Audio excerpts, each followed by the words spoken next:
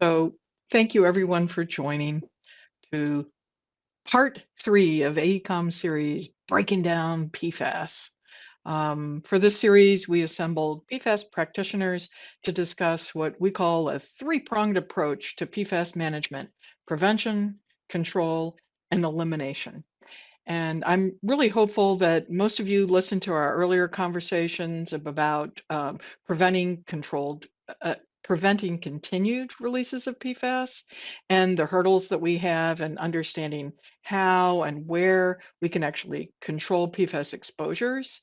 But today we're discussing efforts to eliminate PFAS. And just like Jean was saying in the introduction, this is going to be focused on controlling continued migration, eliminating exposure, and ultimately destroying harmful PFAS. It's a lot to unpack, and it will be a conversation. So hopefully it will be of interest to this broad group that's joining today. I'm your host, Rosa Gwynn, and I serve as AECOM's Global PFAS Technical Leader. And what that means is that I strive to connect all of our PFAS practitioners with knowledge to support all of our clients all around the globe who are concerned with these compounds. And today I'm joined with three panelists, people I work with really all the time. So it's really terrific. The first person I'm going to introduce is Rebecca Mora. And Rebecca is our PFAS remediation senior technical lead. She has over 26 years of remediation experience, and Rebecca has specialized in design and implementation of innovative technologies, and especially for sites that have emerging contaminants.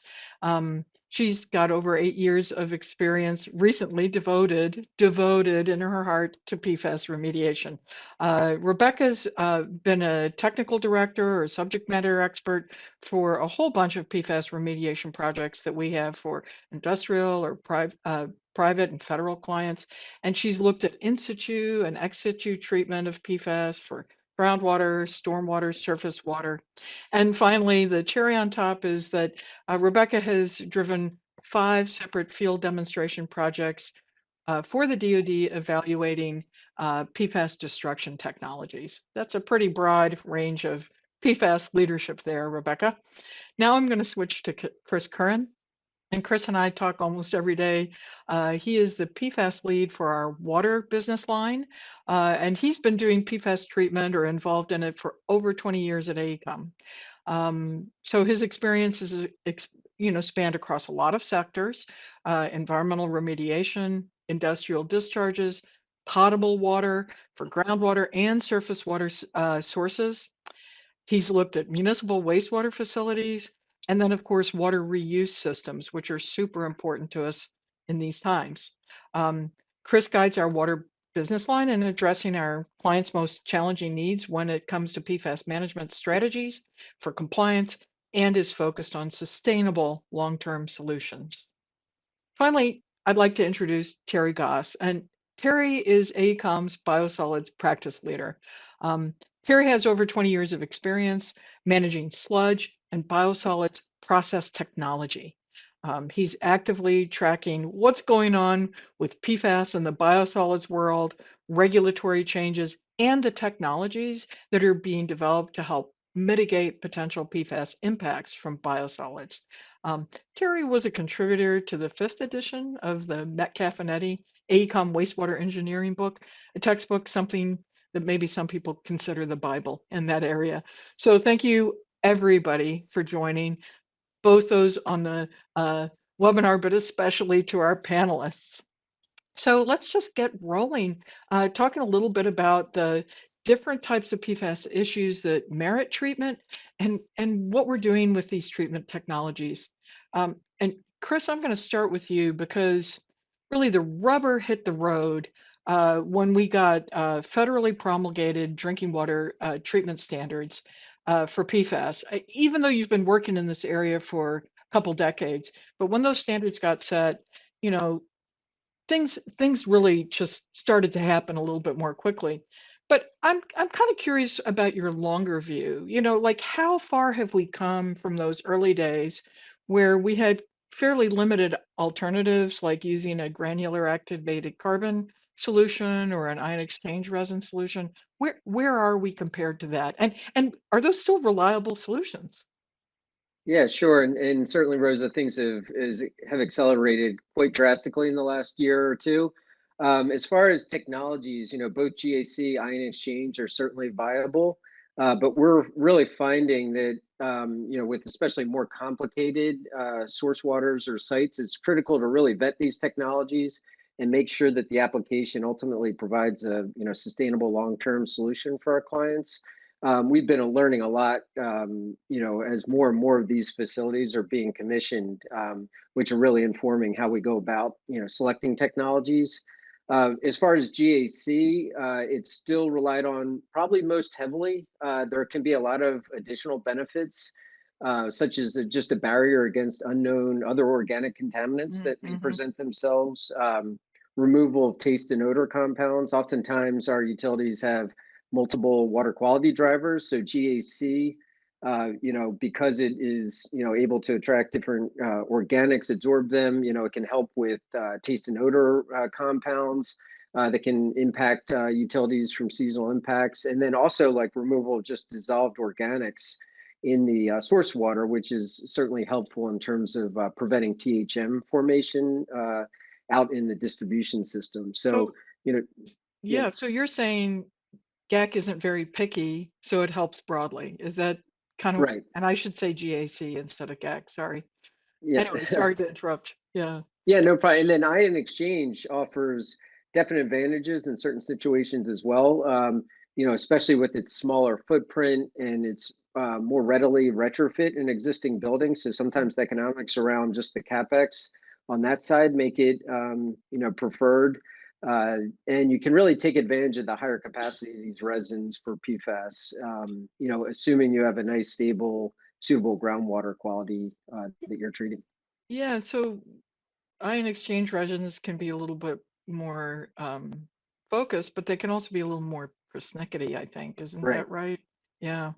Yeah. I'm curious, have you heard a lot about ion exchange resins that are targeting different PFAS, short chain, long chain, or is it a little bit stupid in that respect compared to GEC as well? Do you know what I'm asking?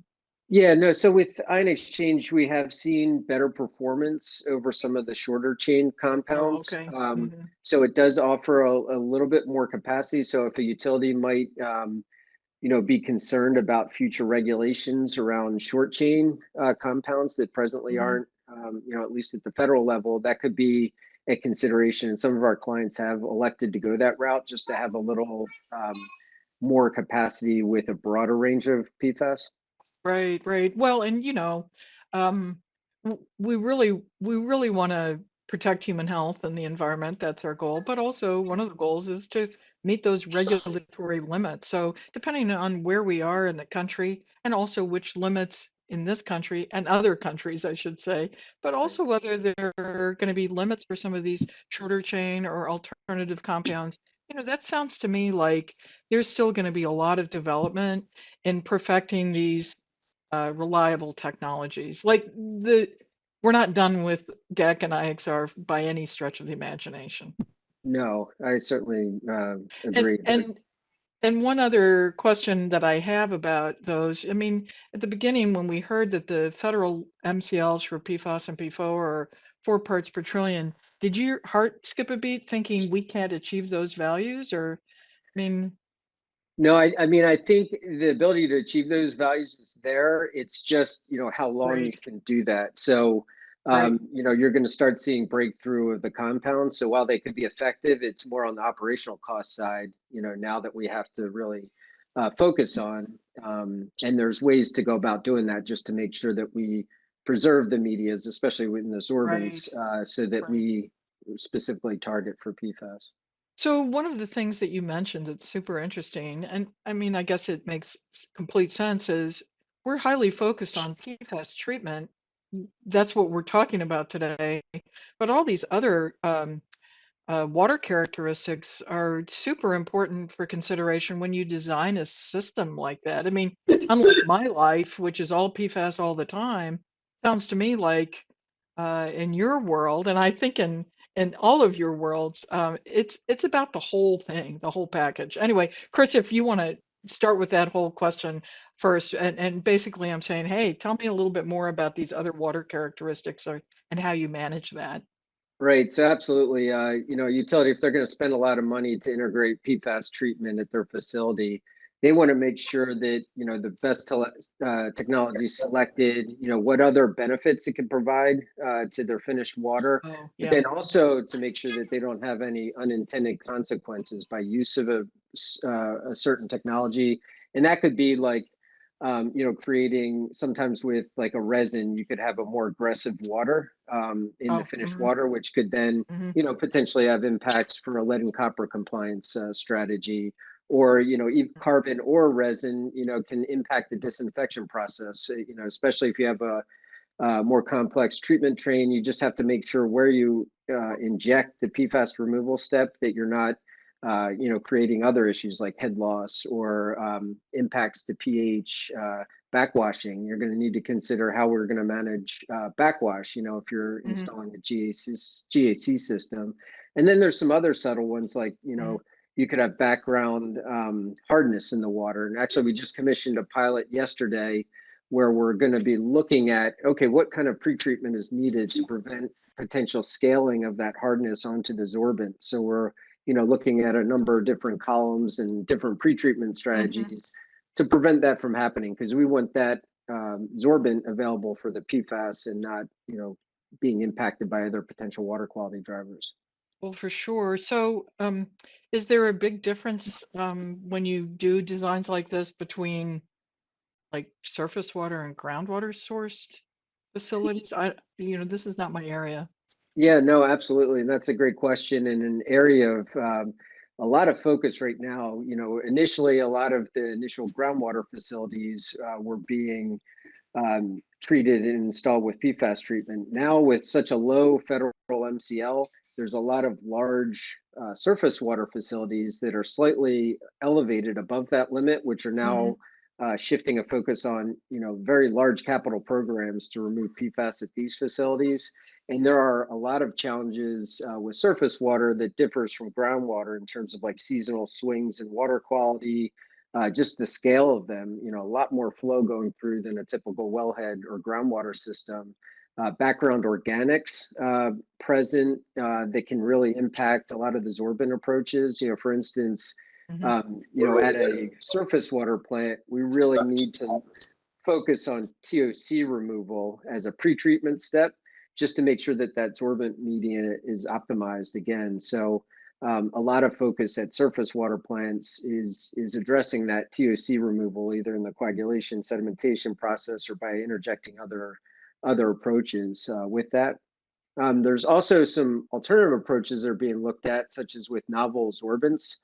We've been doing piloting in numerous states now, looking at novel sorbents, so not granular activated carbon in nature. Some are cyclodextrin based, modified bentonite, and there's others in development right now. So I anticipate a big increase in these sorbents hitting the market just to give alternates. And they can be very beneficial because they, unlike GAC, they're not as impacted by background TOC that may be present. Uh-huh. And AWWA will be publishing an update to their PFAS treatment design and best practice manual later this year. And we actually were a co-author on that chapter on novel absorbents. So that'll be issued here soon for So, industry to look at. are are are more novel sorbents being tested and tried? Do we sort of have a handful that we look at all the time? Or, would you have no surprise if day after tomorrow, there was a new novel sorbent coming on the market? Do you see what I'm asking? Like, are they coming Yeah. are they coming up with new ideas, these folks who are developing this, or do we kind of have a set that just differ from GAC and IXR, and now we're focusing on this? Do you see No, what my question is? Yeah. they're definitely developing, and we're interacting with a lot of these developers, just identifying them, looking to pilot them, or at least do benchtop testing with them, just to make sure that Hmm. we are testing it against the others that are already commercially available. So, but I do there's a lot of research in novel absorbents right now. Yeah. And I think they're, going to continue to be, just to have an alternate, because of the cost of GAC replacement is going to be so impactful, and operational costs. We really need to identify, Yeah. media that is going to be, best suited for the PFAS removal. Yeah. I mean, we've all heard the kind of terrifying stories about how frequently PFAS are encountered and how we have to treat them to low levels. And it creates this perfect storm where, quite honestly, we're going to be using a lot of resources to achieve this. And that inherently creates a sustainability question, right? I mean, Right. just inherently, it's it's an increase in the consumption of media. Uh, Right. just that's that. And I know that Rebecca has been sort of listening to Chris, and I can see her brown brain calculating a lot of considerations about water quality, especially for those um, treatment systems that she is eager to talk about that have relate to groundwater and stormwater. However, I'm going to leave our community, our audience, waiting on the edge of their seat for that part of the conversation, because I am going to break with tradition. I am not going to leave biosolids to be the last topic in any discussion about water. Okay, I'm doing it, Carrie. I'm All putting right. you next, right? Um, and this is it, man. So, Terry's expertise, as I mentioned earlier, is in biosolids, and I've had the pleasure actually of learning just a terrific amount about biosolids and how our society and communities operate. And biosolids are not immune to these comments about, oh, PFAS are everywhere. We find PFAS in some biosolids. We've had some studies about fate and transport of PFAS in wastewater treatment plants. But, maybe some people in this audience crowd here are curious, like, wait a minute, we can't we're not making the PFAS in the wastewater treatment plant. And I think that might be a good place for you to start. Where do they come from? Where do these come from? Absolutely, Rosa, and it's important to note that that wastewater treatment plants and thus the biosolids generated from them are a passive receiver of what PFAS comes into the sewer shed. So they Yeah. end up in wastewater. When you see the plants, say kind of the initial plants that had issues, the highest concentrations were ones with industrial, certain industrial sources and that's where it became discovered. However, it is being detected even in all domestic systems. And so that Mhm. means where's it coming from? Well, it's coming from us, what we use in our everyday lives, personal care products, even toilet paper. So it's an important distinction to make that wastewater plants, biosolids aren't the generator of PFAS. Sometimes in the news media, it makes it read like that, Yeah. but that's not the case. Well, and I don't think the general public thinks very much of what happens to their wastewater. I sort of rather wish everybody thought about that a little bit more. Yep. You hit the nail on the head. I mean, there was just a recent publication about some bacteria in the gut biome of human beings that may have the potential for attracting PFAS, and then those would be excreted. But by and large, and we all know that all of us are a repository of PFAS, for better or for worse. We have some astonishing proportion, like 98% of the US population have some PFAS in their blood. Not to be a downer, but so the wastewater treatment plants suddenly become, instead of a place where, it, let me state it positively. Suddenly they become a place where we can help break that cycle, where we can intervene and control PFAS. Certainly, in our earlier webinars, we talked about prevention. Um, do we really need to have PFAS in all these products that ultimately enter into the waste stream? Where can we reduce or eliminate those uses? But the the fact is, wastewater treatment plants are a place where we're going to focus. So what are some of the techniques? What do we got to do to figure this out? And how can we leverage that we already treat wastewater to our advantage? Yeah, absolutely. I mean, it's one of those things that I think first we need to understand the context of, what it is. It may be detected, but what's the concentration? Is the concentration actually a risk Mhm. to us and to to where it goes? The US EPA has issued the draft risk assessment. It was based on what we've seen as relatively low concentrations, but it is not, that is not a regulatory limit. There's no action item from that. So I think there's a couple steps that we can take to do this. One is that as utilities engineers, we should be planning for this uncertainty time in terms of what the Mm. regulatory impact is, what the potential market impact. They may not even be necessarily regulation driven. It could be farmers and end users of it may see information, get concerned, and not want to, and maybe find harder places for where biosolids can go.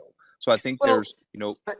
yeah, I'm sorry I have to interrupt, but I don't think, I mean, maybe everybody knows this, but maybe some people don't know what you mean by agricultural links to biosolids. I mean, let's just take it real root level, and maybe you could explain that. Sorry to Yeah. interrupt.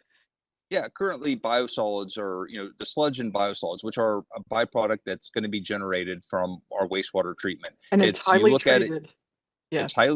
it's highly treated, but you can look at, analogy is a three-legged stool. With three options we have for managing our sludge and biosolids now is land application, which in the US has historically been around 50% of how all biosolids are managed. Then there is landfilling, and then there's incineration. And so Mm. if one of these legs goes away, the whole thing falls down. Is an analogy that can Oh, be interesting. put to it. And so Mhm. that's why the beneficial use of biosolids in agriculture has raised a concern, because if there's PFAS in it, what happens when that goes to land? How does that impact groundwater, surface water? Does it get uptake by crops?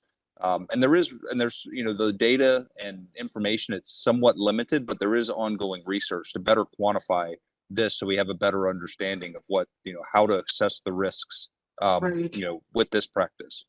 Yeah, I mean, I think that reuse of biosolids is as old as humankind's participation in what could be called agricultural endeavors, right? So there it is. This Ab- is something that we use and value. Um, Absolutely. so And yeah. So you mentioned that some of the early attention was on wastewater treatment plants that were likely receiving a high burden of PFAS. So that's Mhm. specific to what? I mean, what are we looking at upstream? I need to name, I mean, just what kinds of this isn't the low level domestic use is my point. Correct. And there's Mhm. things like and sometimes when what's been categorized as sludge or biosolids, may not be all the same. Some of it might be Oh, mostly from paper mill plants that had coated paper that was using a lot of PFAS, or maybe right. some of the plants that were receiving from metal platers and other Mm. industries that are known to historically have used high level use PFAS, which then contributes to high levels of PFAS in those sewer sheds and ultimately in those biosolids. Yeah, absolutely. And um, so are there so let's just imagine for a moment that we're talking about a place where a wastewater treatment plant where um, the writing's on the wall. These biosolids are not going to be used for beneficial reuse. What are the what are the approaches there? I mean, what do we do with those biosolids? And are we focused on killing the PFAS in those too, or what are we doing? Well, with those biosolids, I mean, one option that the simplest, not really most sustainable, is to landfill them, and that could be Ah, what type of landfill that could go to is one. There is also, as another established practice, is incineration. Now, there is questions of, do traditional sewage sludge incinerators operate at high enough temperatures and residence times to actually break down all the PFAS, which has been, hmm there's ongoing research to better quantify what that impact could be. But beyond that, there hmm are new technologies that are being developed, that are been developed, and these are, I would say, they're new, but they're still new for biosolids, although they've been tried Right. even before we were talking about PFAS and biosolids. And these Wow. include things like gasification, pyrolysis, supercritical water oxidation, other high temperature processes that have other benefits than why they were even being initially considered for biosolids, but now they've also been tailored and looked at can these Mm. also be tools to destroy PFAS in biosolids if required? So that's an interesting range of technologies. I mean, supercritical water oxidation, it's going to destroy everything that you feed into it. And Mhm. I shouldn't say destroy, I should say mineralize. It's a little bit more accurate. It's a lot more accurate. And supercritical water oxidation there's a couple of vendors out there in the United States and other places around the globe where you can access that technology. But at the end of the day, you're not going to have any beneficial byproduct. You're going to have gotten rid of the bad stuff for sure. But are these other ones, the pyrolysis and gasification, are there potential beneficial byproducts of those? Like we retain some of the benefit under those, Mhm. or maybe you could share that. There is, and even with processes like supercritical water oxidation, there is potential to generate. There's potential to generate some electricity from the process, and in all the Oh, hmm. processes, a lot of the phosphorus, for example, nutrient gets concentrated into the ash or the mineral, and so there is potential for recovery there. But when you look at Hmm. things like gasification and pyrolysis, specifically with those, one of the focuses, particularly on a lens looking at beneficial use, is looking at generating biochar. And biochar can be Oh, used for yeah. agricultural purposes or other potential higher end uses for it. So, biosolids based biochars are it's still an emerging market. Hmm. When you look at it, it's not going to be, the characteristics aren't necessarily going to be the same as wood or other biomass Hmm. biochars. Sludge biosolids has a higher ash content, and you have to also consider what the metals that get there and can get Oh, concentrated in those well, products. So, yeah. So again, back to Chris's theme, we This is a focus, security we, advisory. yeah, as maybe some of our audience members can tell, Terry is out in the wild. So, uh, Um, what was I saying? Oh yeah, I was saying that, Chris made the point earlier, like, we can't be monothematic and think only about PFAS. We're going to get into just a real pickle if we do that, right? These problems that we have, these issues that we've been managing, clean drinking water, cleaning our biosolids, and Rebecca's going to talk shortly about cleaning parts of our environment. They're complicated, right? They're not, oh, there's this pure water and it's got a few PFAS in there that we've got to tackle. yep. It requires a complex set of uh, thoughts and planning, but which is why we have design engineers. Um, Yep. and I know Rebecca's been so patient. I was going to ask a question about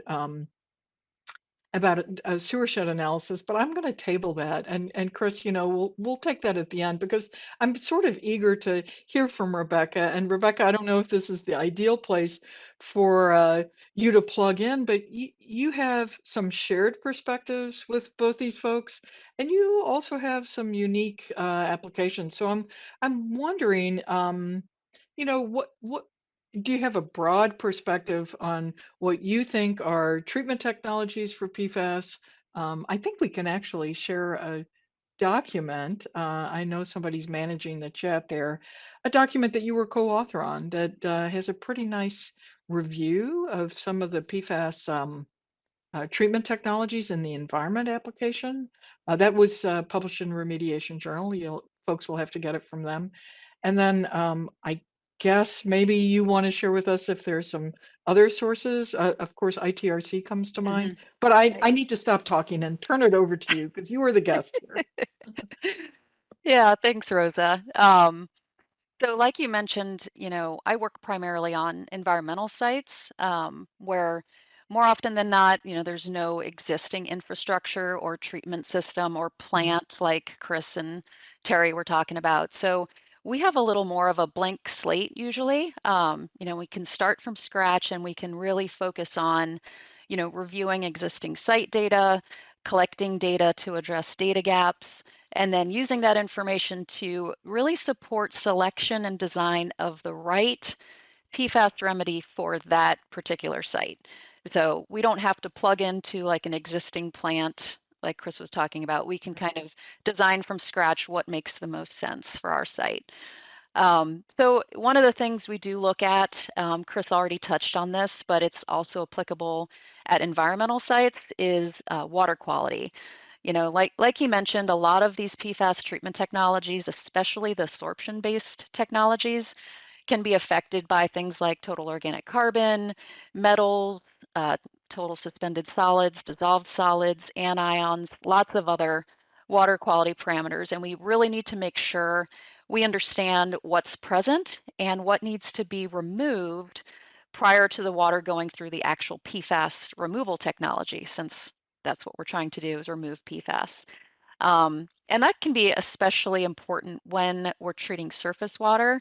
And then something that I've gotten into quite a bit lately is stormwater, which is even more complicated because the water quality can change. It can change seasonally, it can change during storms, it can change during different types of storms. So for those sites, you know, one of the data gaps is often collecting water quality data across even like a year. So you can understand the seasonal differences and also, you know, capture some water quality differences during different types of storms so that when you do put in your treatment system, you know, you've got adequate pre-treatment in there. Well, I Yeah, would go think ahead. one of the biggest challenges of stormwater treatment, maybe you said this already, is it's feast or famine. Like no water, Mhm. lots of water, Yes. right? I mean, Yes. Yeah. Determining the flow rate is that you're going to treat is a significant challenge. It can often involve negotiation, you know, as far as agreeing with either the regulatory agency or the municipality that's receiving the stormwater, you know, agreeing on what types of storms make sense to treat, you know, how often do those storms occur versus bigger storms that might only happen once or twice a year. And mhm. you can, you know, design your system to address those flow rates.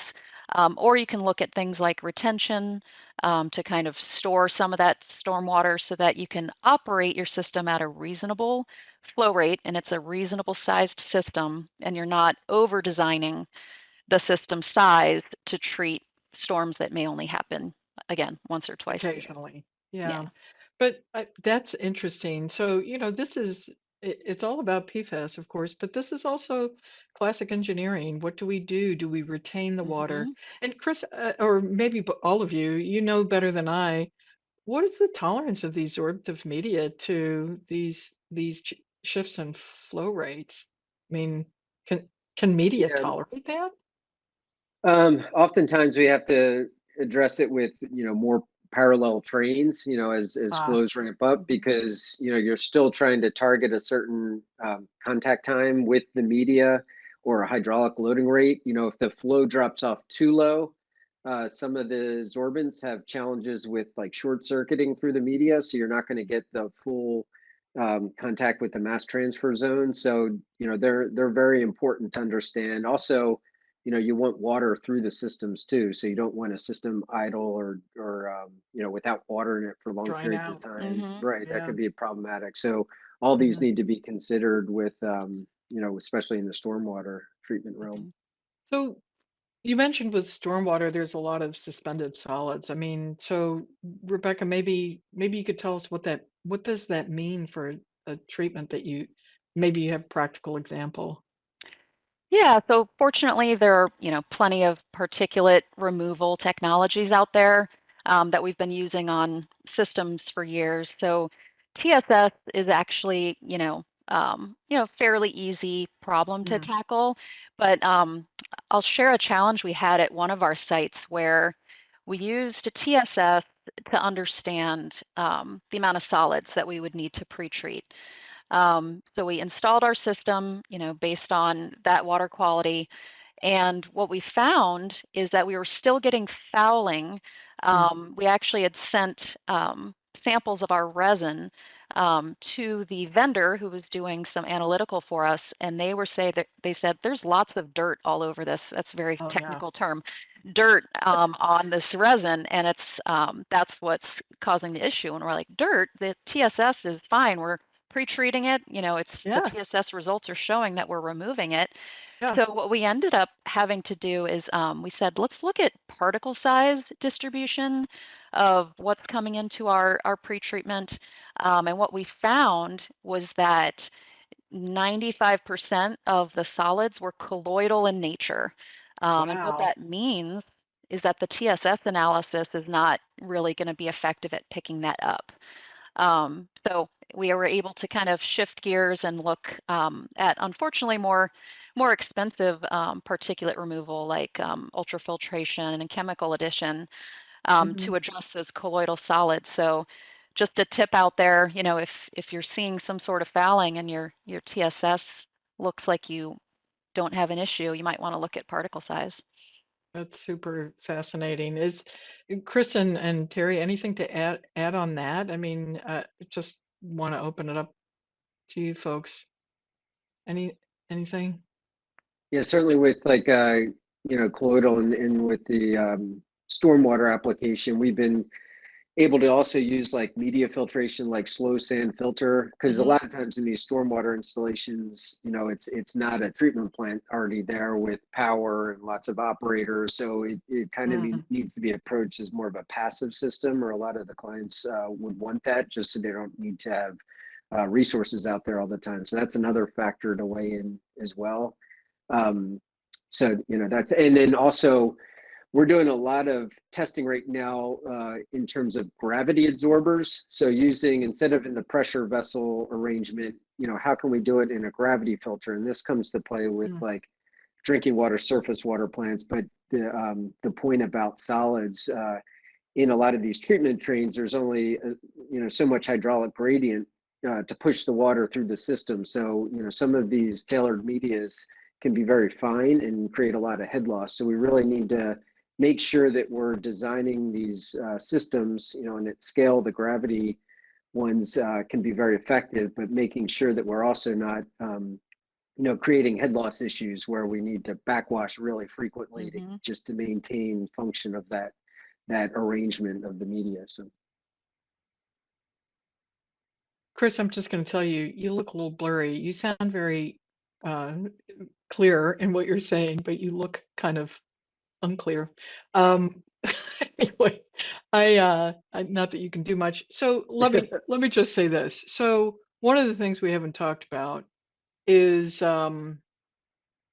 this concept of separating PFAS, right? So we've just been spending quite a bit of time talking about, oh, we've got a whole bunch of stormwater, it's got PFAS in it. We've got a whole bunch of drinking water, it's got a little tiny bit of PFAS in it. What about this concept of separating and concentrating PFAS? Maybe you could share that with our participants today. I'm going to start with you, Rebecca, because I know that you indeed have experience in this area. Yes, yeah. The concept of separate, concentrate, and destroy is becoming a popular school of thought, right? It's an efficient way to tackle PFAS that ultimately ends up with destruction, which is, the holy grail. So, so several technologies like foam fractionation, which is one of my personal favorites, or regenerable media, produce a concentrated liquid waste that's high in PFAS and low in volume. And then that waste can be treated with a technology that actually destroys PFAS and therefore eliminates the need to send the waste off-site for disposal. So we've actually performed several of these types of projects.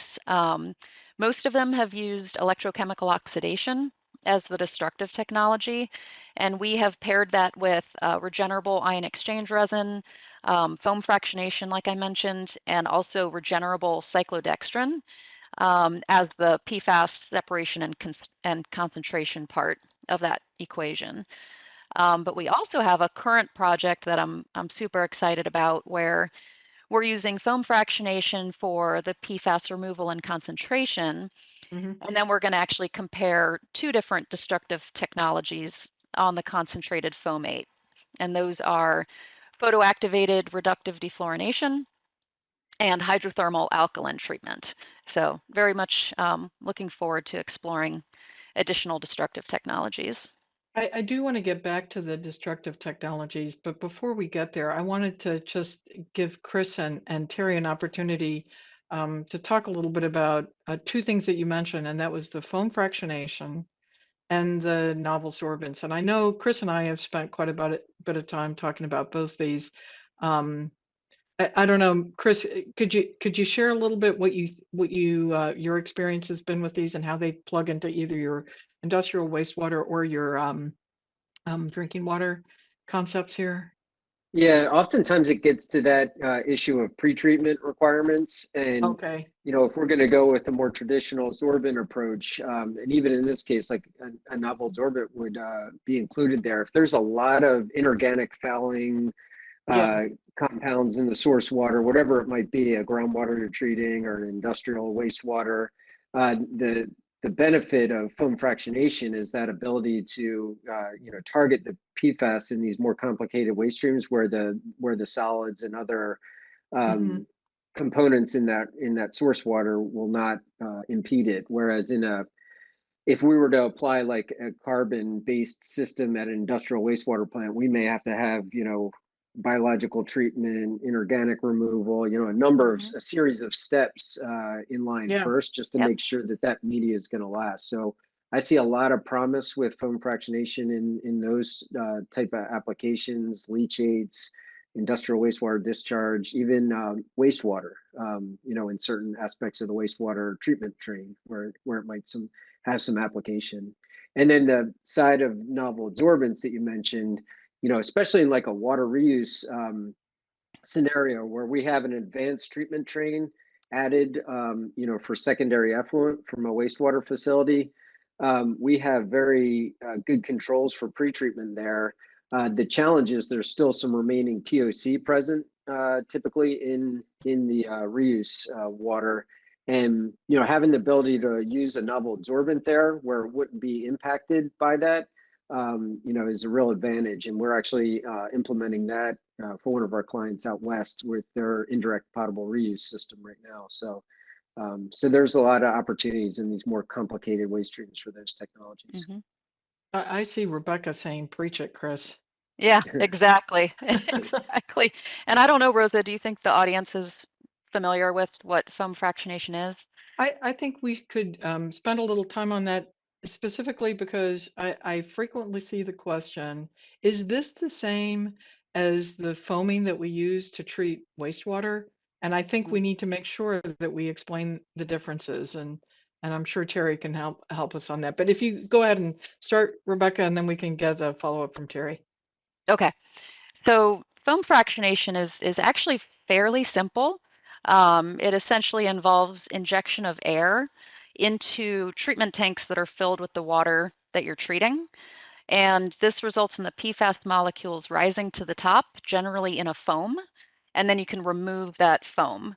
And in a lot of instances, this foam can actually be further concentrated to even further reduce that waste volume. So one of the Wow. vendors can say, typically says you can treat an Olympic-sized swimming pool and produce a coffee cup of foam, just to give an Oh, man. example there.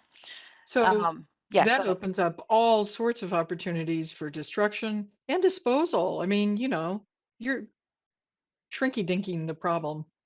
Right. Yeah, Yeah, interesting. Well, but exactly. does foam pick up a bunch of other, we've been talking about solids and all these other things. So what about that? Yeah, it can pick up organics, which I think, Mm, Chris just mentioned, and that's, kind of a typical use of it. And same with solids, that's sometimes what it's used for in wastewater treatment plants. But it's not an issue for the technology. I will say some things to consider with foam fractionation is um, it's not as mature as GAC and IX. right.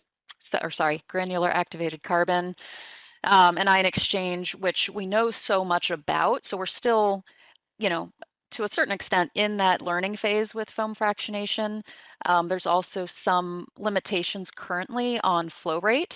We can't treat Mm, hundreds of GPM right now, but I did want to say that, the technology is fully commercialized and the providers are working on design for larger systems. So that's right. in our future, just something to consider. Well, and I did see one vendor is focusing increasingly on wastewater and just municipal wastewater. So I think that there's a desire to Mm. take some of these technologies that are developing for PFAS and get across it in any location that you can. But Terry, I mean, I just saw this the other day. Somebody said, "Oh, well, we bubble in wastewater treatment plants," but that's different, right? I mean, any comments there? Yeah, I mean, typically with wastewater treatment, you're adding air, but a lot of that is for the for the biological Biological. nutrient removal, for the biology. There is also you do say air for separation for solids with dissolved air flotation thickening. I Mhm. haven't seen too much data to see how that could be potentially incorporated with like a foam fractionation process, but that could be something interesting to explore. And I know Chris and I, Yeah. we've discussed a couple times, as well as if a strategy, if you are focused on, using your biosolids or sludge management is going to be a destructive process. Can you tailor your wastewater treatment plant so you're trying to get all the PFAS into your solid stream to where then it can go to, one of these processes such as supercritical water oxidation or gasification pyrolysis. Yeah, I think that's a terrific point. Mhm. And by the way, I think WRF is really looking at these aerosols that form on Yeah. the digesters and that sort of thing. And I'm just saying that as if I know everything about it, but trust me, you can go and get a lot of information from the Water Research Foundation. But I wanted to get back to something really interesting that you mentioned, which is, and this is at the core of this separate concentrate thing. So Rebecca described a situation where you might have a whole bunch of groundwater or surface water and you treat it with SAF. You get this concentrate, this foamate in the case of foam fractionation, or it could be a concentrate from the regenerant from the sorbent, right? You get this low volume. Where was I going with this thought? Um, uh, in wastewater treatment plants, you have this complex influent, and then essentially we have a liquid effluent and a solid product, the biosolids. And I've often said, well, if you could get at least one of those media relatively PFAS free, it would be to your advantage, right? Because if you have to treat two types of media with PFAS in it, we're pretty good on water, by the way, liquids, I should say. Yeah, there's a terrific advantage. So if you've got a situation where your biosolids are not going to be used beneficially for agricultural purposes, yeah, anything we can do to drive the PFAS over into those solids is to the benefit of the effluent. I don't know, Chris, if you have any comments about that. I mean, I think you and Yeah, I've talked about it.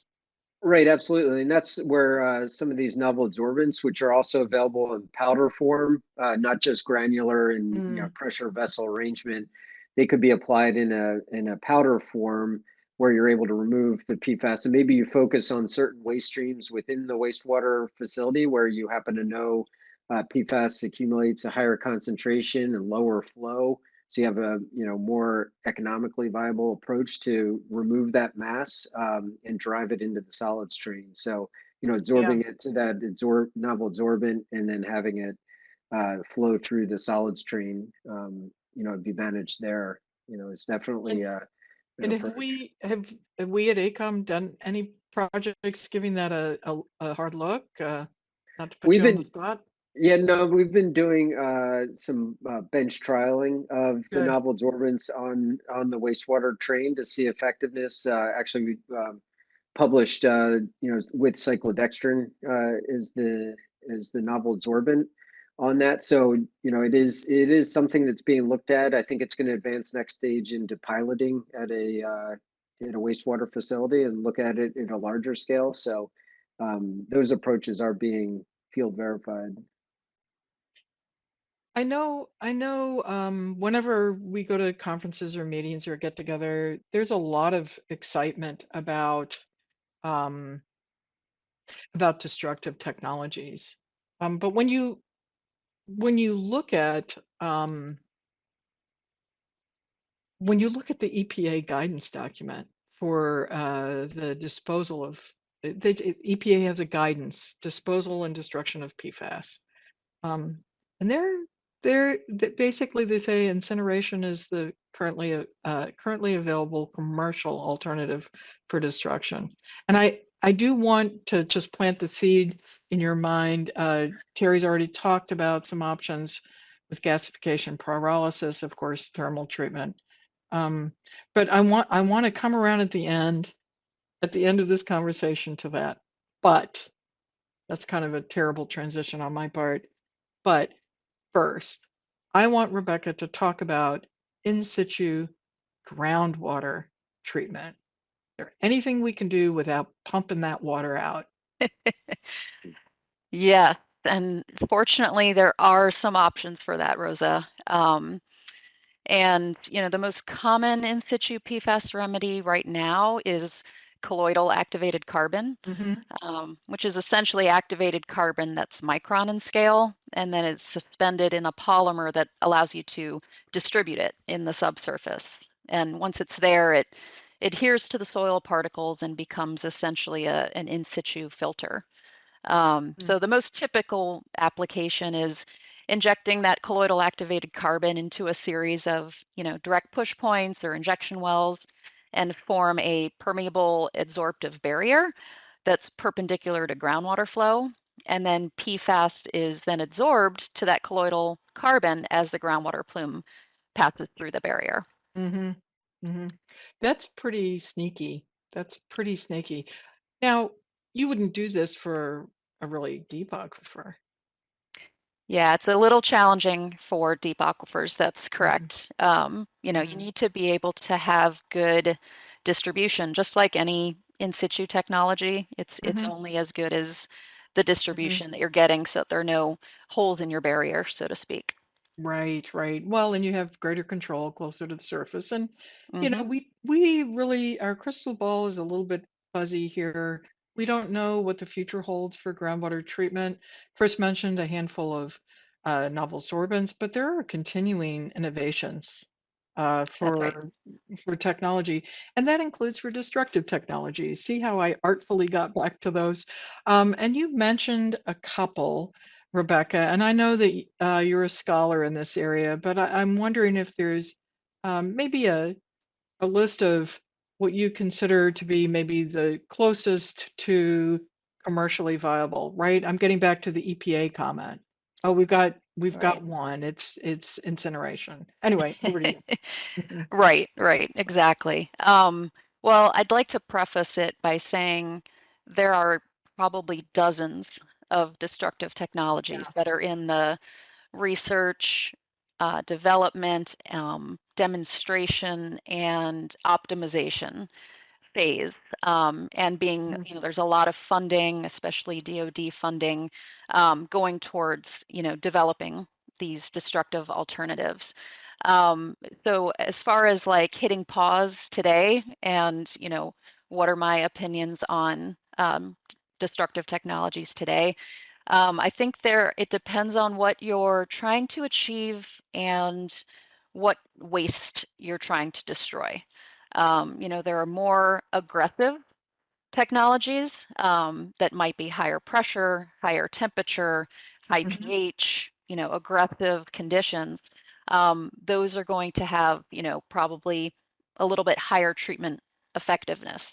And then you have technologies that aren't so aggressive, and you may have to give up on some of that. You might not get 5 nines of destruction, but there's lots of opportunities to polish the effluent of those destructive technologies. So it depends on what what's important for the different sites. If I had to put names to it, I would say some of the most ready to go aggressive technologies are, we've already mentioned, supercritical water oxidation, and then also the HALT technology, which is hydrothermal alkaline treatment. And then on the less aggressive side, technologies that are ready to go are electrochemical oxidation and the photoactivated reductive defluorination. If I Is had that to like a hit pause. UV photolysis? Is that in that last category, or is that different? It's UV with addition of a catalyst. Oh, there's a catalyst, right? Mhm. Yeah, and I was just looking at the questions or getting a little prompt from the questions, and one person mentioned, when we're talking about destructive technologies, this goes hand in glove with the questions about what is your objective? Like maybe we're going to get a hazardous waste designation for some PFAS, right? The destructive technologies come into play extremely importantly when that scenario unfolds, right? Mhm. And even before there is a regulatory change, there is a concern of liability. Mhm. People think, oh gosh, I want to get rid of every carbon fluorine bond because if I throw this in a landfill, at some point somebody might come back to me and ask about it, right? These Mhm. are all, so just like we were saying, water quality matters. Well, risk profiling, Mhm. regulatory changes, all of these things feed into your selection of a disposal treatment train and whether it should include a destructive step. Right. And Um, I would actually add, Rosa, oh, air emissions. and air You know, emissions, right? obviously that's a big deal with incineration, a big concern with using incineration as a destructive technology. So there's actually a big focus right now on collecting air emission data on these destructive technologies, just to make sure that we're not, shifting to these other technologies that are also going to have air emission concerns. So Yeah, I just wanted to bring absolutely. that up. And and I just want to kind of circle back around to this um, passive absorptive barrier concept that you mentioned.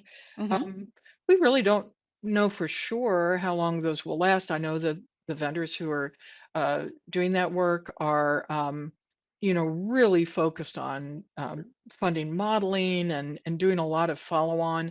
I can't remember how old the longest one is, if that makes sense, Right, the oldest right, one is. We don't have 30 years of data. We have, a decade of data.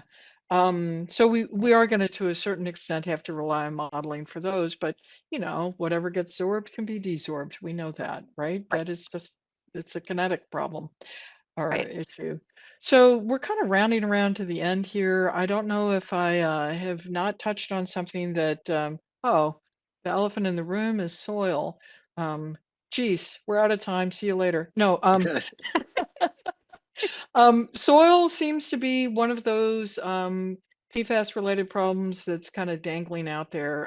When I ask you, Rebecca, to list technologies that are in development, I would think that soil technologies are those that are not quite commercially ready. Fair? And when we're For talking, destructive, yeah, for destruction. right, Well, I mean, further we do behind. have supercritical water oxidation. Right, create a slurry. Yep. Right, and we also have a lot of research is going on in ball milling. I saw that there was a Hmm. demonstration in Canada that just was reported. I don't know if a technical report is out on that, so we haven't put that information in the chat here. But I want to mention that I know that the CERTIP program, the DoD research program, for which we did include a link, does have a ball milling project that they are executing. So I just wanted to make sure that the crowd here, who maybe in the last 2 minutes of our conversation aren't going to hear everything they wanted to hear about every medium, including air, which I think is a big deal, do have some resources that we put in the chat that you can go to and look at. So, and in wrapping up, I guess one other thing I want to say is, we're right here, we're right here. I'm out there. I make myself available to people who have technologies or who have technical questions or who have PFAS related issues. And just like my job title description up above, I consider myself a person who can make those connections. I'm not going to design your water treatment plant, but we got those folks who do that. Any parting words from Chris? We'll start with you, go to Rebecca, and yes, Terry, we're going to have you go last. No, thanks, Rosa. Appreciate being part of the panel. Very interesting topics. I think long-term sustainability really needs to be integrated into all these approaches. Look at the one water cycle. Where do we want to try to really actively remove PFAS? Residual management. At the water treatment plant, wastewater space. What are we going to do with these? Mhm. Media once we're finished and trying to optimize ways to go about that. And I think we're well along the way in figuring out how to best do that. Yeah, Excellent. Mhm. Rebecca, parting thoughts? Yeah, I guess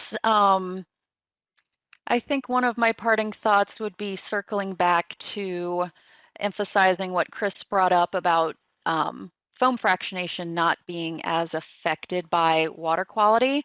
Mhm. So that's something I hope people took away from this is that's really a really innovative solution that's, you know, come to our industry that's got a lot of benefits.